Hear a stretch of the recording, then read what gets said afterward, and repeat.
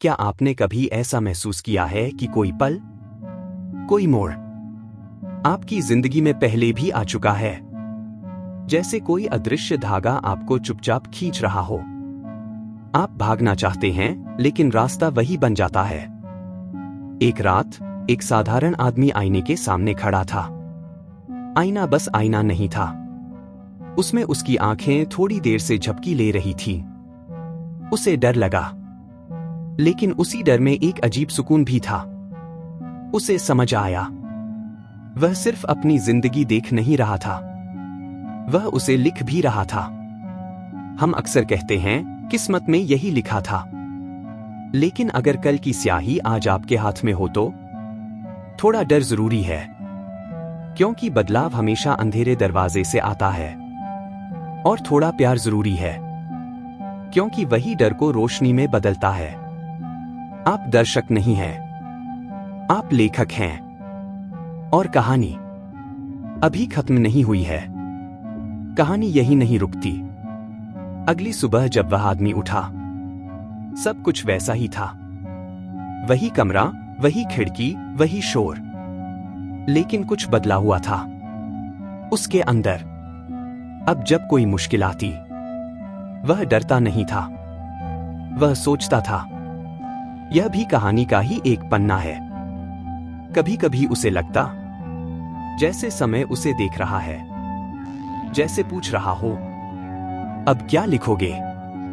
हाँ, यह थोड़ा डरावना है, क्योंकि जब जिम्मेदारी आपकी होती है तो बहाने खत्म हो जाते हैं। लेकिन यही तो आजादी है।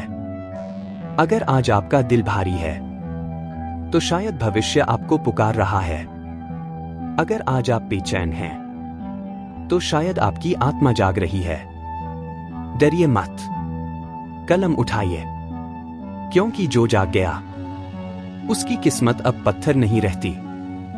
क्या आप भी अपनी जिंदगी को किस्मत के खूंटे से बंधा हुआ महसूस करते हैं और सोचते हैं कि क्या किसी ने पहले से आपकी राह लिख दी है?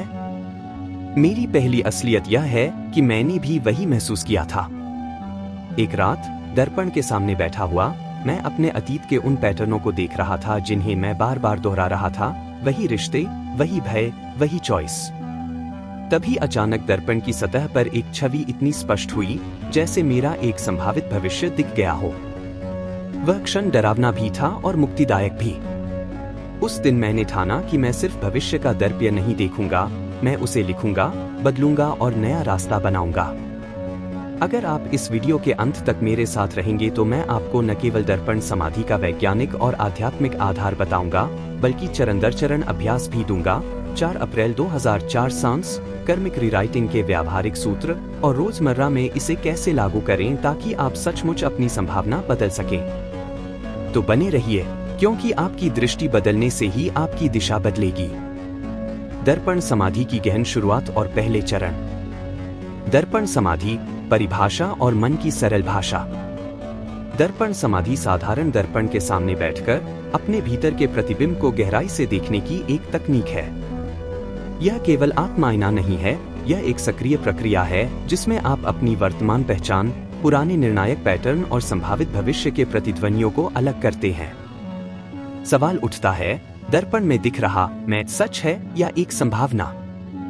क्या आप वही हैं जो हाल ही के निर्णयों से बने हैं, या आप वह भी हो सकते हैं जो अभी अभी बनने वाला है? सार में, यह अभ्यास न तो जादू है और न ही केवल कल्पना, यह एक मानसिक न्यूरोबायोलॉजिकल प्रक्रिया है जहां फोकस, सांस और इमेजिंग मिलकर आपके अवचेतन में बदलाव लाते हैं। क्या यह असल में काम करता है? कई साधनों और मनोवैज्ञानिक शोधों ने दिखाया है कि इमेजिंग और व्यवस्थित फोकस से न्यूरल पैटर्न बदलते हैं, यानी अभ्यास से दिमाग की वायरिंग बदल सकती है। यहां हम वैज्ञानिक संदर्भ विस्तार में बाद में देंगे। ऐतिहासिक पृष्ठभूमि, क्यों इसे छिपाया गया था? पुराने समय के कुछ गुरु मानते थे कि जब तक साधक तैयार न हो, उसे भविष्य के अधिक ज्ञान देना खतरनाक हो सकता है, क्योंकि वह नियत बिना जानकारी के अपनी राह बिगाड़ सकता है। इसलिए दर्पण समाधि को केवल चुने हुए शिष्यों के लिए रखा गया। आज हम इसे सुरक्षित तौर पर नियमों और संरचना के साथ साझा कर रहे हैं। आपने कभी सोचा है, क्या हर गुप्त तकनीक की वजह सिर्फ सुरक्षा थी, या उसमें ऐसी शक्ति थी जो गलत हाथों में खतरनाक हो सकती थी? तैयारी।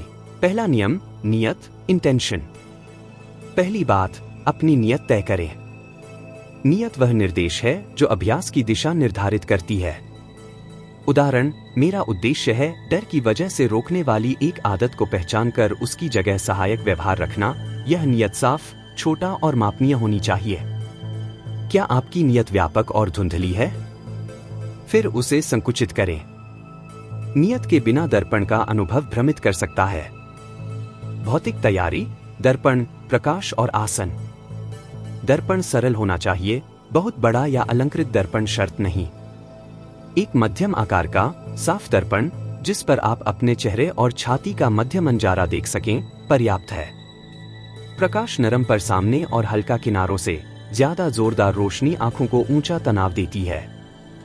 आसन, सीधा बैठें, कमर सपोर्ट के साथ, गर्दन सहज। यदि आप कुर्सी पर हैं तो दोनों पैरों को फर्श पर स्थिर रखें। क्या यह जरूरी है? हाँ, शारीरिक आराम मस्तिष्क को चिंतन के लिए खुलता है। मानसिक तैयारी, छोटे छोटे प्रैक्टिस शॉर्टकट। 2 मिनट की शॉर्ट ब्रेक इन, आंखें बंद कर लें, 4 गहरी सांस लें, धीरे से। नियत बोलें, मुंह या जोर से, मैं अपने भविष्य के उन पैटर्नों को पहचानना चाहती हूं जिन्हें बदलना है। रुकें और किसी छोटे संकेत जैसे हाथ की उंगली को दर्पण के किनारे रखें। यह एंकर बाद के लिए उपयोगी होगा।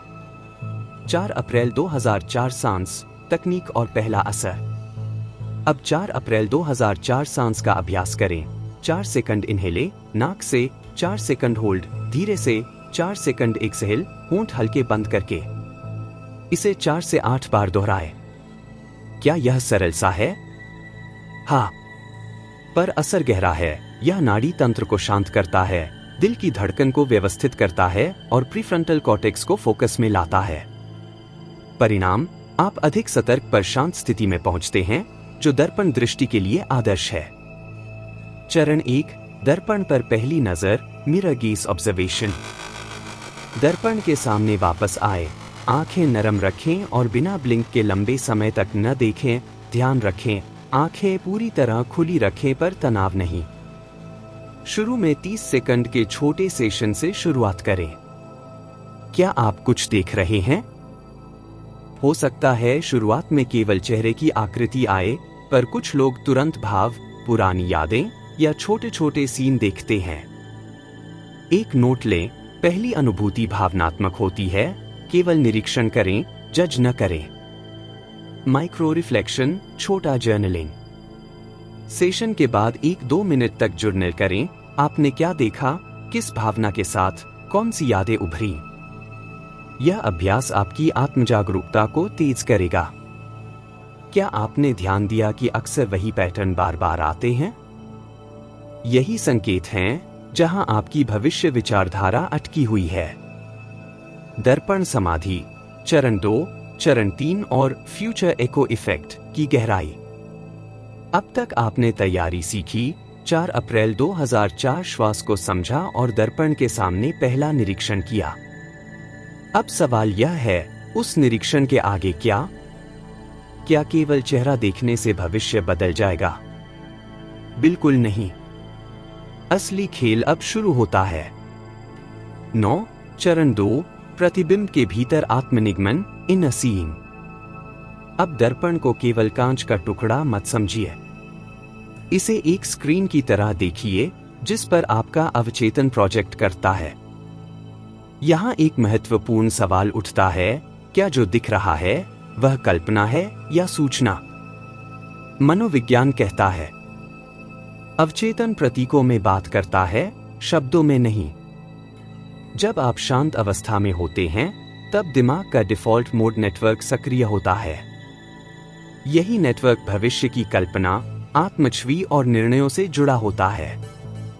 स्रोत, Harvard medical school default mode network studies.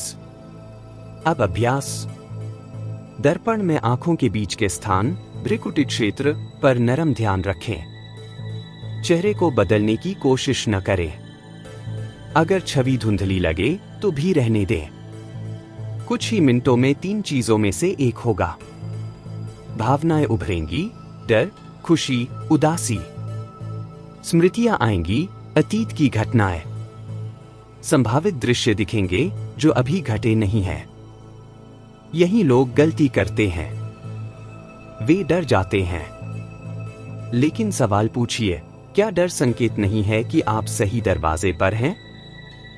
10. विज्ञान का कोना, मस्तिष्क भविष्य कैसे देखता है। अब जरा विज्ञान समझिए ताकि अंधविश्वास न रहे। मिट और स्टैनफोर्ड की रिसर्च बताती है कि हमारा दिमाग भविष्य को प्रिडिक्टिव सिमुलेशन के रूप में देखता है। हम हर निर्णय से पहले हजारों माइक्रो भविष्य सिमुलेट करते हैं। जब आप दर्पण समाधि में होते हैं, बाहरी इनपुट कम हो जाता है, अंदरूनी सिमुलेशन तेज हो जाता है। इसे ही हम कहते हैं फ्यूचर एको इफेक्ट, यानी भविष्य की एक प्रतिध्वनि जो वर्तमान में सुनाई देने लगती है। तो सवाल यह नहीं है कि क्या मैं भविष्य देख रहा हूं? असल सवाल है, मैं किस भविष्य को बार बार सिमुलेट कर रहा हूं? 11. चरण 3, फ्यूचर एको इफेक्ट की पहचान। अब इस स्टेज पर पहुंचकर आपको सीखना है छंटाई। हर दिखने वाला दृश्य भविष्य नहीं होता। 3 तरह के दृश्य आते हैं। मेमोरी एको, अतीत की परछाइयां। फियर प्रोजेक्शन, डर से बने दृश्य। प्रोबेबिलिटी फ्यूचर, वास्तविक संभावनाएं। कैसे पहचाने? मेमोरी एको, भारी भावनात्मक चार्ज, शरीर में जकड़न, पहले भी ऐसा हुआ है कि अनुभूति। फियर प्रोजेक्शन, बहुत ज्यादा नाटकीय, नियंत्रण खोने का डर, दिल की धड़कन तेज। प्रोबेबिलिटी फ्यूचर, आश्चर्यजनक रूप से शांत, भावनात्मक रूप से स्थिर। यह हो सकता है कि साफ अनुभूति।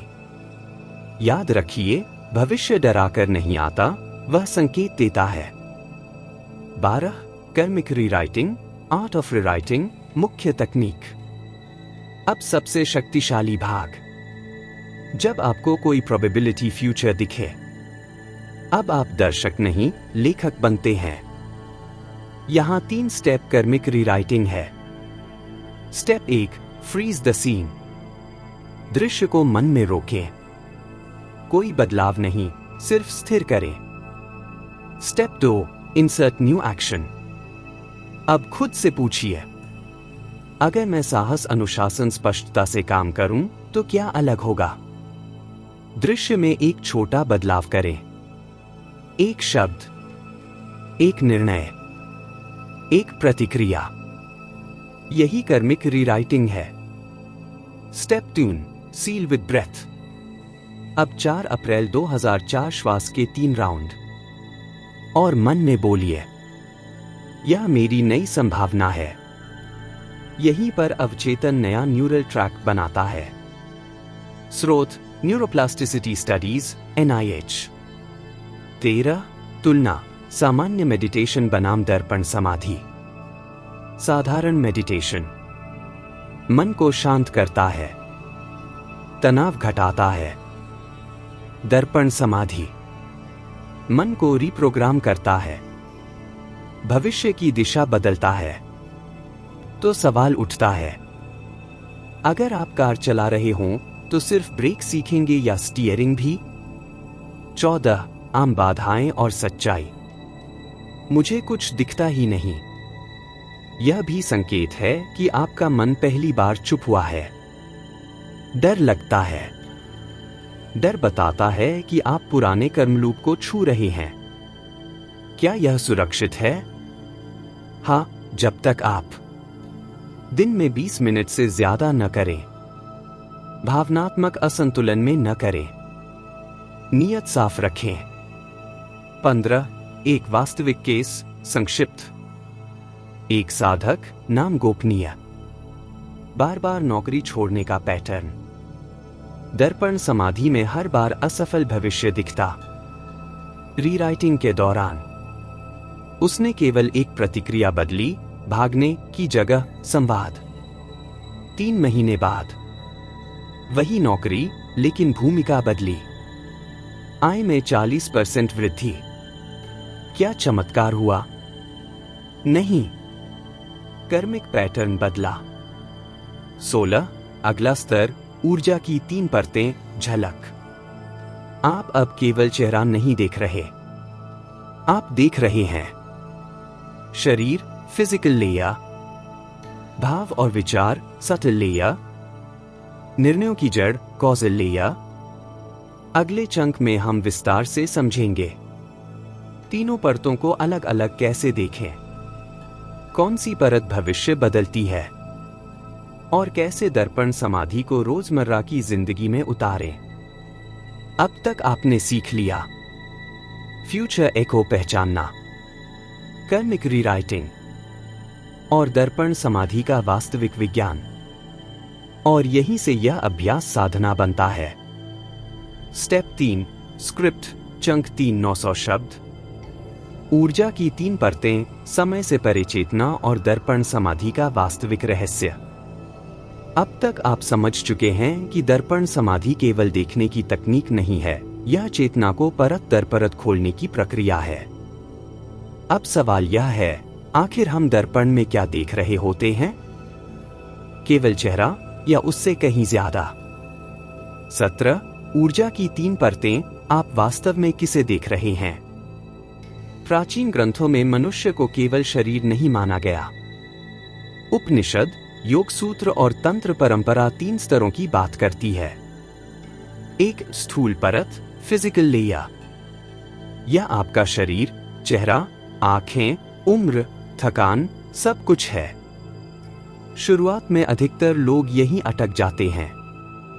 आप देखते हैं आंखों के नीचे थकान, चेहरे पर तनाव, भौहों में कठोरता, और यही लोग सोचते हैं बस इतना ही। नहीं, यह केवल दरवाजा है। 2 सूक्ष्म परत, सटल बटा मेंटल लेयर। कुछ मिनटों बाद जब आंखें उसी प्रतिबिंब को देखती रहती हैं, तब मस्तिष्क का फिल्टर सिस्टम कमजोर पड़ता है। तभी चेहरे के भाव बदलते लगते हैं। आंखें अलग अलग भाव दिखाती हैं। कभी आप खुद को युवा, कभी बूढ़ा देखते हैं। यह भ्रम नहीं है, यह वह परत है जहां अवचेतन अपना डेटा दिखाता है। न्यूरोसाइंस कहता है, जब बाहरी उत्तेजना स्थिर रहती है तो मस्तिष्क आंतरिक चित्र उभारने लगता है। स्रोत, जर्नल ऑफ कॉग्निटिव न्यूरोसाइंस। यही वह स्तर है जहां भविष्य की झलक पहली बार महसूस होती है। 3 कारण परत, कॉजल लेयर, सबसे गहरा स्तर। अब यहां बहुत कम लोग पहुंचते हैं। इस स्तर पर चेहरे की पहचान टूट जाती है। आप मैं नहीं रहते, केवल देखना रह जाता है। यह वही स्थिति है जिसे ऋषियों ने कहा साक्षी भाव। यहां भविष्य दृश्य की तरह नहीं आता, यह निर्णय के बीज की तरह आता है। आप अचानक समझ जाते हैं, मैं क्यों वही गलती दोहराता हूं, मैं क्यों उसी तरह प्रतिक्रिया देता हूं, मेरा असली पैटर्न क्या है। और यही वह जगह है जहां भविष्य बदलता है। 18 समय की भ्रांति, क्या भविष्य पहले से तय है? अब एक बड़ा प्रश्न, अगर भविष्य दिख रहा है तो क्या सब तय है? विज्ञान और दर्शन दोनों कहते हैं नहीं। भविष्य 3 हिस्सों में बनता है। फिक्स्ड, जो बदल नहीं सकता, जन्म मृत्यु। फ्लेक्सिबल, जो कर्म से बदलता है। प्रोबेबल, जो अभी केवल संभावना है। दर्पण समाधि प्रोबेबल फ्यूचर को दिखाती है। इसे समझने के लिए एक तुलना। मान लीजिए आप पहाड़ पर खड़े हैं। नीचे 3 रास्ते दिखते हैं। क्या तीनों रास्ते तय हैं? नहीं।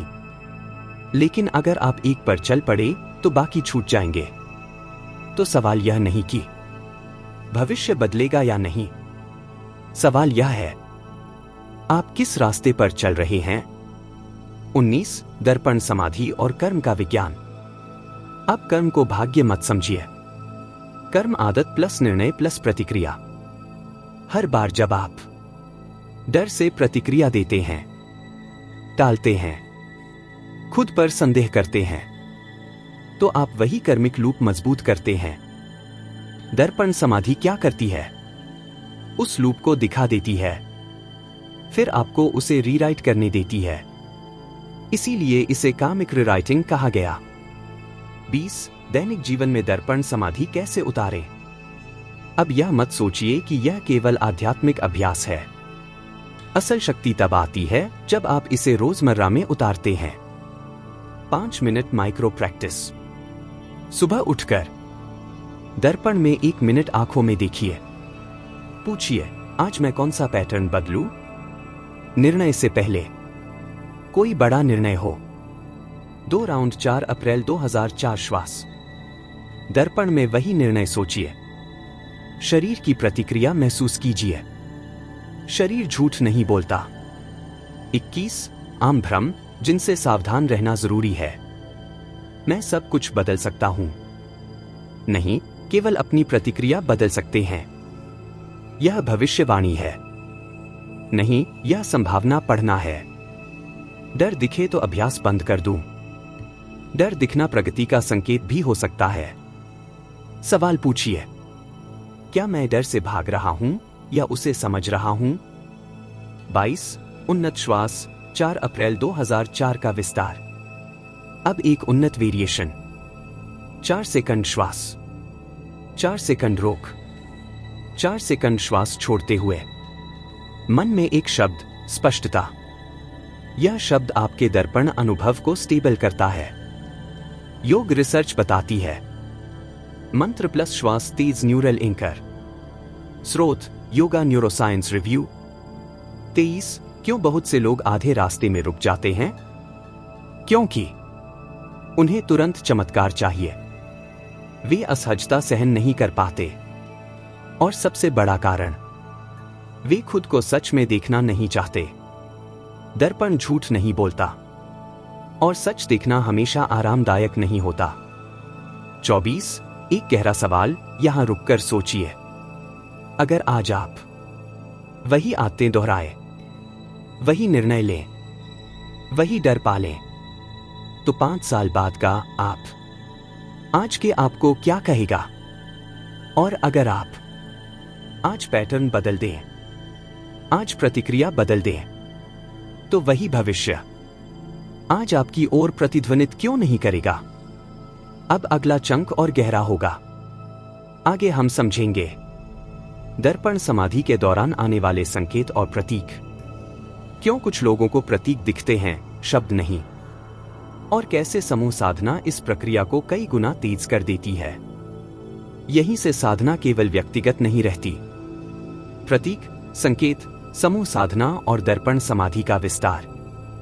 अब तक आपने यह स्पष्ट कर लिया है कि दर्पण समाधि में जो दिखाई देता है वह हमेशा शब्दों में नहीं आता।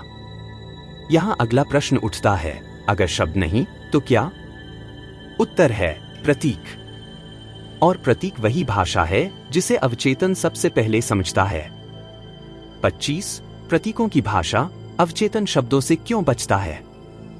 आपने सपने देखे होंगे। सपनों में कोई आपको सीधे नहीं कहता तुम डर रहे हो। वह दिखाता है गिरता हुआ पुल, बंद दरवाजा, अंधेरा रास्ता। दर्पण समाधि भी यही करती है। मनोविज्ञान के अनुसार प्रतीक भावनाओं का संक्षिप्त कोड होते हैं। स्रोत काला जंग, सिंबलिज्म द साइक। तो अगर दर्पण में आपको दिखे टूटा हुआ चेहरा, आत्मछवि में दरार, धुंध निर्णय की अस्पष्टता, तेज रोशनी जागरूकता का उभार, सवाल पूछिए यह प्रतीक किस भावना से जुड़ा है? 26 सामान्य प्रतीक और उनका व्यावहारिक अर्थ। यहां कुछ बार बार आने वाले प्रतीक और उनका कार्यात्मक अर्थ। पानी भावनात्मक स्थिति, शांत पानी, स्थिर मन। उफनता पानी, दबा हुआ भाव। आंखें बंद होना, सच्चाई से बचना। आंखें चमकना, निर्णय की स्पष्टता। चेहरा बदलना, पहचान का संक्रमण। याद रखें, प्रतीक भविष्य नहीं बताते, वे बताते हैं कि आप भविष्य को कैसे बना रहे हैं। 27 प्रतीकों के साथ काम कैसे करें। Symbol decoding method. 3 चरणीय प्रक्रिया अपनाइए। चरण 1, नामकरण। जो दिखा उसे एक नाम दें, जैसे धुंध, दरार, रोशनी। चरण 2, भावना जोड़ना। पूछिए, इस प्रतीक के साथ कौन सी भावना है। चरण 3, निर्णय खोजना। पूछिए, मैं किस निर्णय से इस भावना को बदल सकता हूं। यही है प्रतीक से कर्म की यात्रा। 28, समूह साधना। क्यों कई साधक मिलकर तेज परिणाम पाते हैं। अब एक रोचक तथ्य। तिब्बत, भारत और मिस्र की परंपराओं में दर्पण साधना अक्सर एकांत में नहीं, समूह ऊर्जा क्षेत्र में कराई जाती थी। विज्ञान कहता है, जब कई लोग समान नियत से ध्यान करते हैं तो उनके मस्तिष्क तरंगों में सिंक बनता है। स्रोत, हार्टमैथ इंस्टीट्यूट, ग्रुप कोहेरेंट स्टडीज। इसे कहते हैं कोहेरेंट फील्ड। इसका असर, प्रतीक जल्दी उभरते हैं, भावनात्मक अवरोध कम होते हैं, फ्यूचर एको ज्यादा स्पष्ट होता है। 29, समूह साधना का सरल प्रारूप। घर पर आपको किसी आश्रम की जरूरत नहीं। 3-5 लोग शांत कमरे में एक ही दिशा में बैठे, हर व्यक्ति के सामने अपना दर्पण। नीतियां, कोई चर्चा नहीं, कोई तुलना नहीं, अनुभव साझा बाद में। 15 मिनट का यह अभ्यास अकेले 30 मिनट के बराबर असर करता है। क्या यह संयोग है या चेतना वास्तव में साझा हो सकती है। 30, दर्पण समाधि और निर्णय निर्माण, डिसीजन मेकिंग। अब इसे व्यावहारिक बनाते हैं। मान लीजिए, नौकरी बदलनी है, रिश्ता तय करना है, बड़ा निवेश करना है। दर्पण समाधि में निर्णय सोचिए, चेहरा देखिए, शरीर की प्रतिक्रिया नोट कीजिए। अगर सांस सहज, निर्णय संगत, छाती भारी, अधूरा सत्य, आंखें झुके, भय आधारित चयन, यह बॉडी इंटेलिजेंस है। स्रोत, सोमैटिक साइकोलॉजी। 31, तुलना, तर्क बनाम दर्पण चेतना। तर्क अतीत के डेटा पर चलता है, सीमित विकल्प देता है। दर्पण चेतना संभावनाओं पर काम करती है, छुपे विकल्प दिखाती है। तो सवाल है, क्या भविष्य केवल गणना से बनता है या जागरूकता से भी। 32, जब अभ्यास के दौरान कुछ असामान्य हो। कुछ लोग बताते हैं, चेहरा गायब लगना, आंखें किसी और की जैसी लगना, समय का एहसास खो जाना। डरिए मत, यह डिसोसिएशन नहीं, यह पहचान का ढीलापन है। लेकिन सावधानी, अगर घबराहट बढ़े या सिर भारी लगे, अभ्यास रोकें, पानी पिए, जमीन छुए, संतुलन ही साधना है। 33, दर्पण समाधि क्यों हर किसी को नहीं सिखाई जाती। क्योंकि यह जिम्मेदारी मांगती है, यह आत्म ईमानदारी मांगती है, और सबसे बड़ी बात, यह बहाने छीन लेती है। जब आप पैटर्न देख लेते हैं तो फिर अज्ञान का सहारा नहीं रहता। 34, एक और गहरा प्रश्न सोचिए, अगर आपको आज ही दिख जाए, आप किस गलती को दोहराने वाले हैं।